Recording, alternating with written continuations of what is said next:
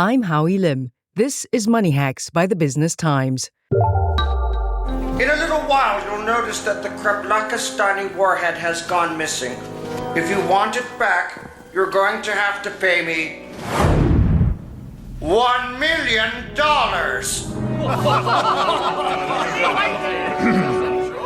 Even back in 1997, $1 million ransom was already laughed at.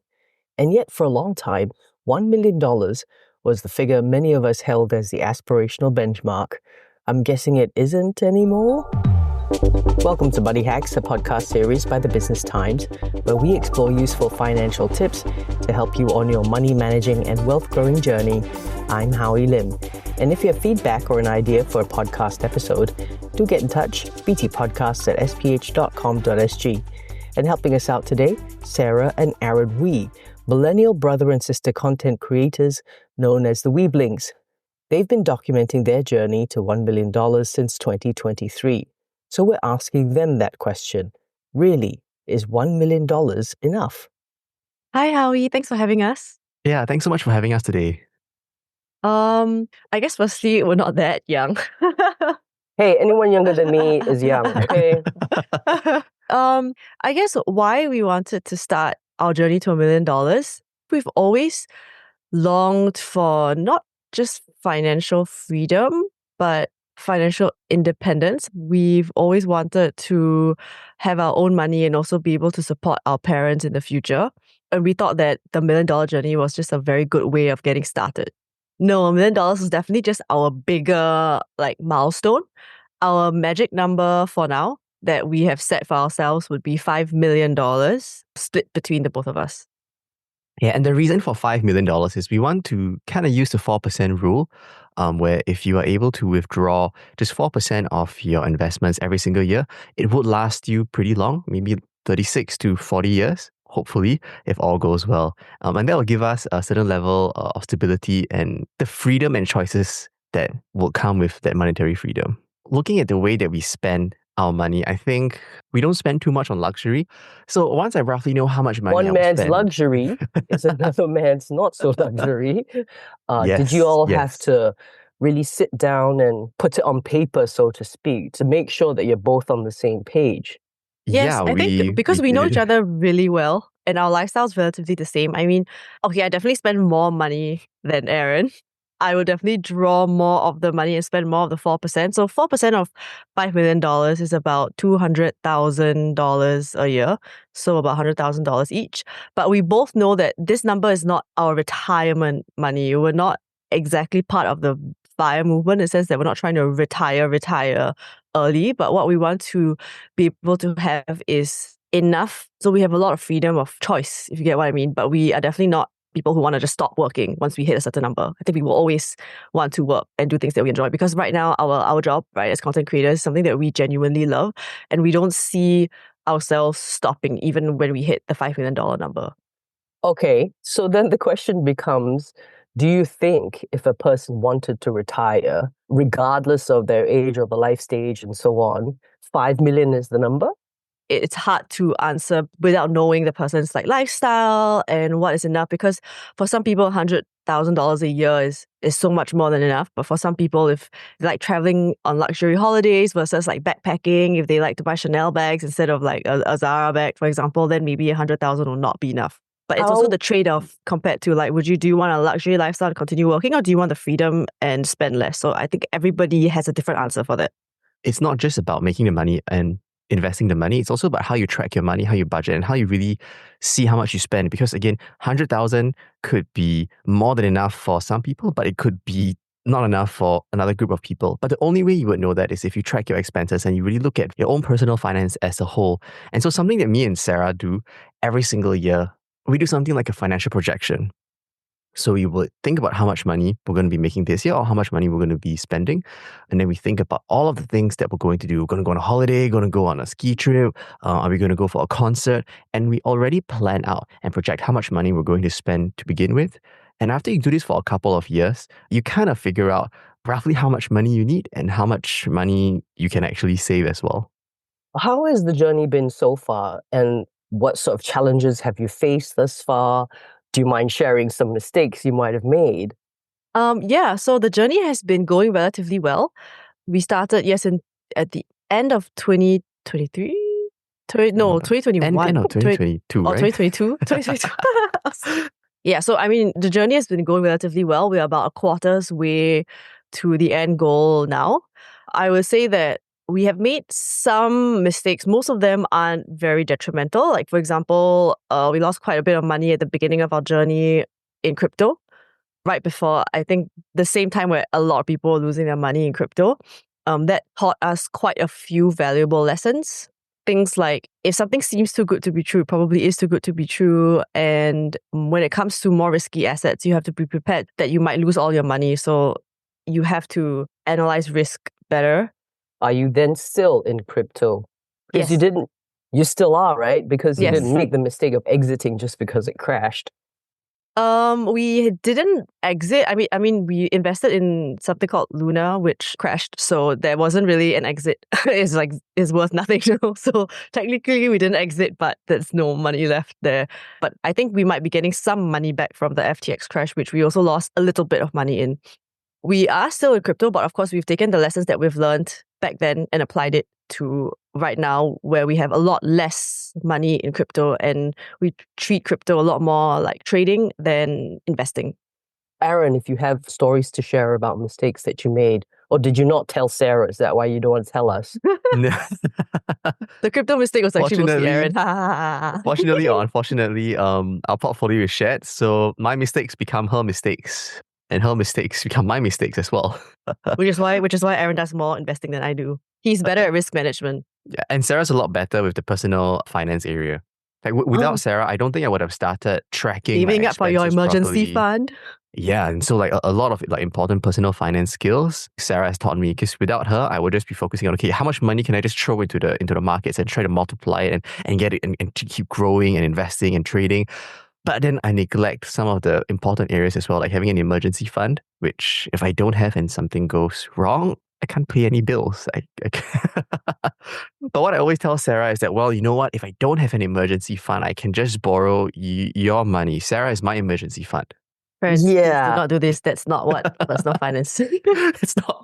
What happens when you both start your own families? And I don't think we would marry someone that would tell us what to do with our money in that way. What are the things people must do? Let's say somebody wants to embark on same said journey as you have both, because it sounds like you both really balance each other out, different sides of the same coin, if you will. So I'm going to guess from Sarah, it's going to be put the emergency fund together first, then talk about the rest of it.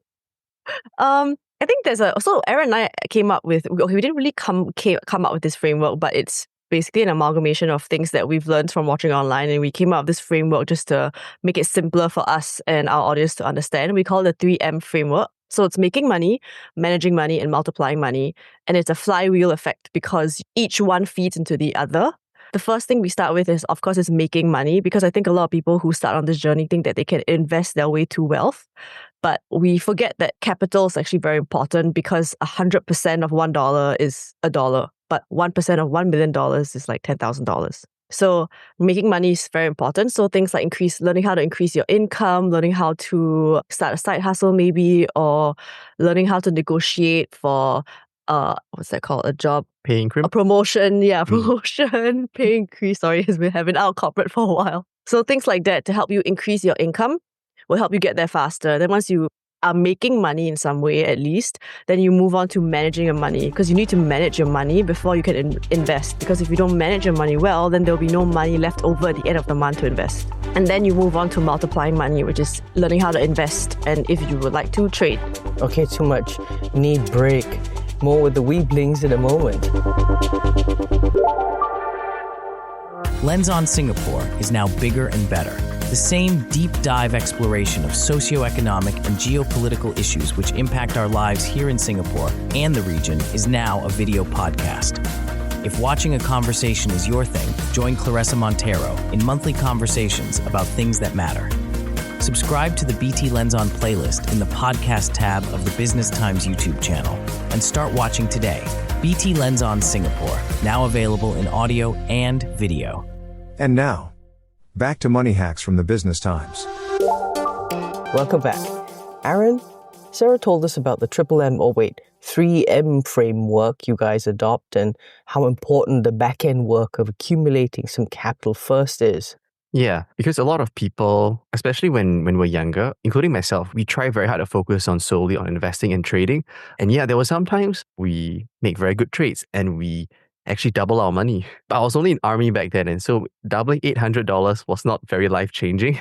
But the amount of time I took to learn the skills and watch the markets and practice and making sure I make the right trade and being consistent about it, all that time could have been spent doing anything else, building a business, doing a side hustle, and I would have made more than $800. So there is that trade-off there. We need the capital first before you can really start to invest and trade to a meaningful amount. Speaking of, where do you do your research? How do you do your research? Or due diligence, as they like to call it? Well, it always depends on what we are trying to invest in. So for ourselves, we mainly invest in broad market indexes and commodities, and of course, a few specific companies that we are comfortable with. I think when it comes to investing in specific companies, we try to follow what other bigger investors do. Understand how the company functions, look at the management, figure out how is the management running the company, and then of course we will try our best to look at the broad market when we're looking at broad market index. So for example, what is the United States doing? At least what the president is doing.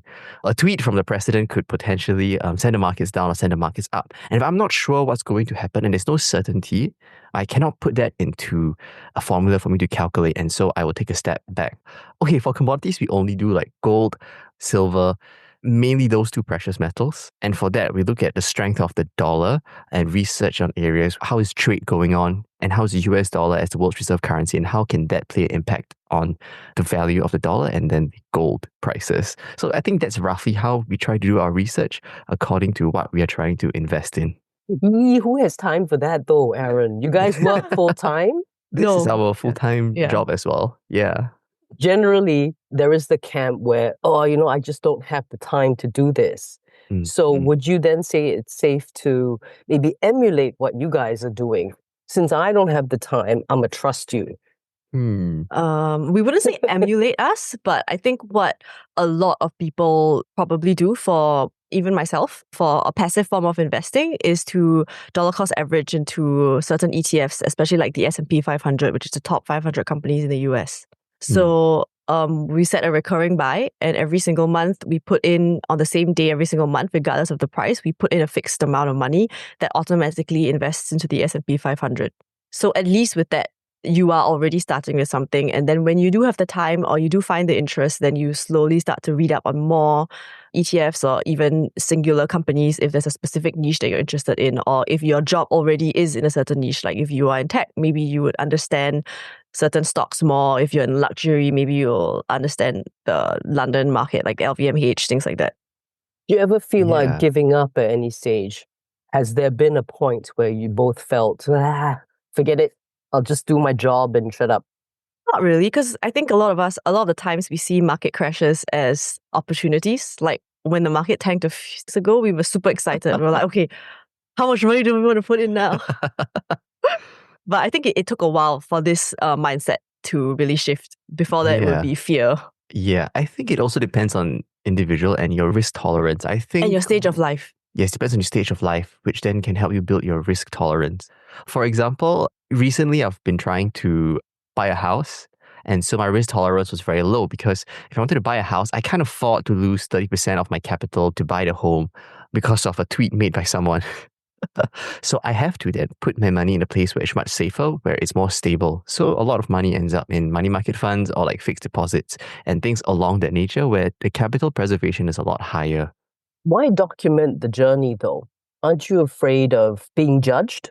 I think for us, we're lucky because I don't think anyone has really criticized our choices. But I understand where you're coming from with the judging and the criticism when it comes to spending money.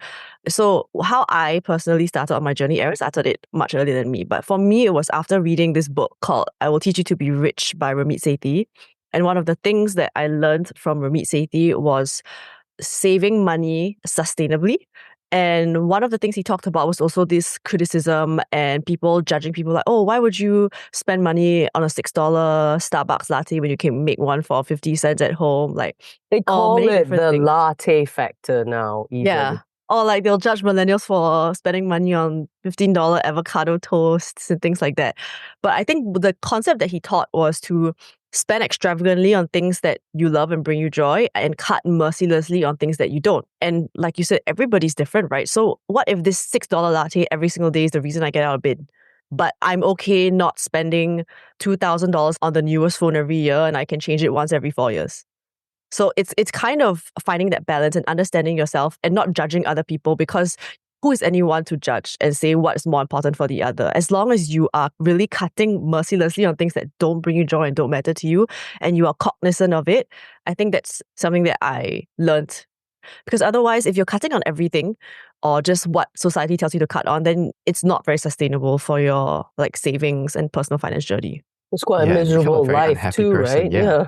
Yeah, because you end up being a very unhappy person as well. Unfortunately, the example that Sarah was talking about, that was me. I buy a new phone every year. I'm always tempted to buy the latest MacBook, and I might be buying a new one soon. And of course, that's not very cheap. But I don't spend $6 on a latte, right? And so figuring out what makes you happy also reduces the fear of people judging you, because you already know what you want and you know what brings you joy as well. We're happy to share it with people as well. And we hope that by sharing it, it also brings people on the journey with us, and then they would also be able to achieve whatever we are achieving as well. The only way you'll find people like you is if you put yourself out there. Other people who have similar aspirations with us as well. Sometimes they reach out to us. Oh, I've seen you online, and they start talking about the things that we're sharing. It's a very fun way to make friends and find like-minded people as well. Advice to the risk averse. Sarah mentioned it a little earlier. Before getting into the mindset of investing, there was a lot of fear. Well, thankfully, both of us are actually, or maybe me a little bit more, I'm way more risk averse, but somehow I've been able to get to the point where I'm able to invest. But for you to get there, it really comes with understanding and knowledge. Unfortunately, just like what we have all learned before, you need to study. You need to learn. And that's the best way to give you confidence.